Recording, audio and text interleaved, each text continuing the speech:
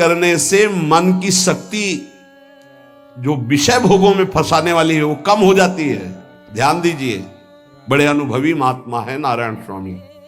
बार बार जब आप अपने मन को संसार की तरफ जाते हुए से घसीट कर नाम में लाएंगे तो कमजोर पड़ जाएगा और वो तुम्हारे अधीन होने लगेगा। मन जिसने अधीन कर लिया वो साक्षात भगवत स्वरूप हो जाता है। मन मारिया तन बस में की ना हुआ भरम सब दूर, बाहर से कछ दिखत नाही अंदर चमके नूर, आपो त्याग जगत में बैठे नहीं किसी से काम, उनमें तू कछु अंतर नाही संत कहो चाहे राम। वो भगवान का स्वरूप हो जाते हैं। मन की प्रत्येक स्फुरणा पर ध्यान रहे, वो तुम्हें संसार की तरफ घुमा घुमा कर मारेगा, तुम्हें घुमा के नाम में लाना है। ये साधन तुम्हें अजपा जाप में स्थित करेगा। मन रूपी दर्पण को साफ करना है। जो जो वासना आवे उस वासना को नहीं भोगना है, इससे मन रूपी दर्पण साफ हो जाएगा। जैसे जैसे तुम वासनाओं को भोगते हो वैसे वैसे मन के ऊपर परत चढ़ती चली जाती है मल की, और जैसे जैसे तुम वासनाओं को नहीं भोगते हो तो मन निर्वासनिक होता जाता है। भोगने से सुख नहीं मिलेगा, ना भोगने से सुख मिलेगा। भोगने से शांति नहीं मिलेगी, ना भोगने से शांति मिलेगी। त्यागात् शांतिरंतरम। अब बहुत बुरा बैठ गया है ये हमारे हृदय में कि हमारे मन में जो आए वो भोग मिल जाए, हम सुखी। बड़ी कृपा। बोले जब से भजन शुरू किया बड़ा चमत्कार, जो चाहते हो जाता है। दुर्भाग्य, ये कोई सौभाग्य है?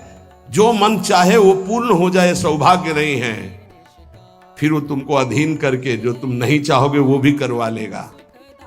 सौभाग्य है कि मन जो चाहता है वो हम नहीं करते। जो शास्त्र में लिखा है गुरु आज्ञा, वही मन की बात मानते हैं। अभ्यास करते करते वासनाएं कम होने लगती हैं, फिर वासनाएं नष्ट हो जाती हैं, फिर स्फुरणा ही नहीं होती, अजपा जाप प्रारंभ हो जाता है। विक्षेप यही वासनाएं पहुंचा रही भजन में। भजन से जो महासुख मिलता है तुम्हें कैसे बताऊं, नारायण स्वामी कह रहे हैं। मन को वश में करने पर जो सुख मिलता है वो ब्रह्मा को भी सुख नहीं है। अब आप सोच लीजिए, मन के अधीन होने पर दुर्गति तो सब देख रहे हैं, लेकिन मन को वश में करने पर जो सुख है वो परमेष्ठी पद ब्रह्मा में भी नहीं है। इसीलिए भक्त कहता है न पारमेष्ठम न महेंद्र धिष्णम, नहीं चाहिए देवराज इंद्र का पद या ब्रह्मा का पद। ऐसा सुख स्वयं मिल गया क्योंकि मन अधीन हो गया। इसलिए इस दास ने स्वामी नारायण की कृपा से इस मन को अधीन किया। नेत्रों से जलधारा बहने लगी और हर समय नारायण की छवि नेत्रों में बस गई और जिह्वा ने प्रबल रूप धारण कर लिया। नारायण नारायण नारायण नारायण। अभी जिह्वा प्रबल रूप, समोसा चटनी ये वो कैसे नाम मीठा लगे। राधा नाम सुधा रसम, पानी आया मुंह में? नहीं। राधा नाम सुधा रसम, पानी आया मुंह में? नहीं आया। तो अभी गरम गरम समोसा चटनी ये या अमुक चीज या अमुक, मुंह में पानी आ जाएगा क्योंकि हमारी जिह्वा का स्वाद बिगड़ गया। बोले हमारी जिह्वा प्रबल हो गई। किस बात में? रुकी नहीं रही। राधा राधा राधा राधा, जैसे राधा बाबा की। नारायण स्वामी जी कह रहे नारायण नारायण नारायण। हमने इसको कैसे वश में किया? बाजार में जाता, मिठाई की दुकान के सामने खड़े होता, जो सब चीज दिखाता, फिर कहता नारायण नारायण नारायण, कुछ नहीं मिलेगा। चलो फल की दुकान में जाता, जगह जगह इसको हर चीज दिखाया, कुछ नहीं दिया। ये हमको जलाया, वो हम नारायण नारायण के द्वारा इसको शांत किया। माया ने हर चीज मंगवाकर हमारे सामने रखी पर नहीं खाया। ध्यान दीजिए, महापुरुष अपने इसको लिखने के पहले उन्होंने लिखा है कि मैं कोई लेखक नहीं हूं, मैं उन साधकों के लिए जो भगवत साक्षात्कार करना चाहते हैं उनके लिए रात्रि में अपने प्रिय नारायण का भजन रोक करके कुछ बातें लिख रहा हूं, अगर इनको स्वीकार करोगे तो आपका भी अजपा जाप चलने लगेगा, आप भी भगवत साक्षात्कार कर लेंगे। जब हमने देखा कि बहुत सुंदर सुंदर भोजन बन करके हमारे सामने माया भेजने लगी, नारायण भेजने लगे, ऐसा नहीं कह रहे, देख लो साधक की चतुरता देखो। माया हमारे सामने अच्छा अच्छा भोजन पकवान, पर मैं कभी उन अच्छे भोजन को नहीं पाता, मामूली साधारण उससे निकाल करके भोजन पाता। जितने सिद्ध हुए हैं उनकी रहनी है ये है। मिठाई चरफरा स्वादिष्ट जवान पर ना रखने का नियम ले लिया, ये बड़ी बात है।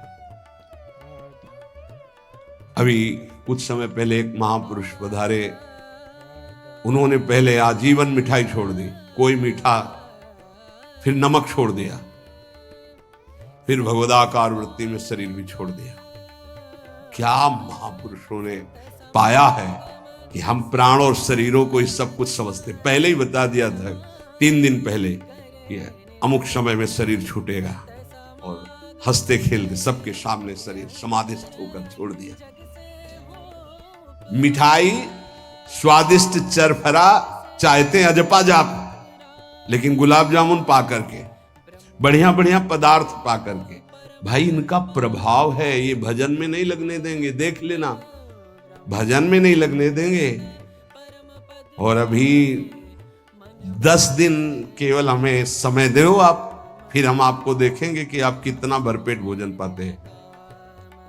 किसी भी मिठाई में चीनी नहीं पड़ेगी, और किसी भी दाल या कढ़ी में नमक नहीं पड़ेगा, मिलेगा सब कुछ। खीर भी मिलेगी, गुलाब जामुन भी मिलेगा, पर चीनी नहीं होगी। दाल भी होगी, सब्जी होगी, कढ़ी होगी, पर नमक नहीं होगा, चलेगा। 10 दिन बाद आप देखो अगर पेट न पचकने लगे तो स्वाद ही नहीं मिलेगा। ये क्या हो रहा है? ये जवान को संभालना है अजपा जाप के लिए। वो गोस्वामी तुलसीदास जी ने भी कहा, अगर लोन बिना सब्जी ऐसे सीठा भोजन तो बहुत जल्दी नाम सिद्ध हो जाए। तो हम कह रहे चलो ऐसा नहीं सही, तो पर सात्विक और थोड़ा पाना सीखो। देखो माया की व्यवस्था में कमी नहीं रहेगी, व्यवस्था तो बहुत जोर की होती रहेगी, आप चिंता ना करें। खाते खाते मर जाएंगे, भोजन कम नहीं होगा, ये सृष्टि का क्रम है। आप अपने अगर जिह्वा को आपने विविध प्रकार का स्वाद दिया तो इस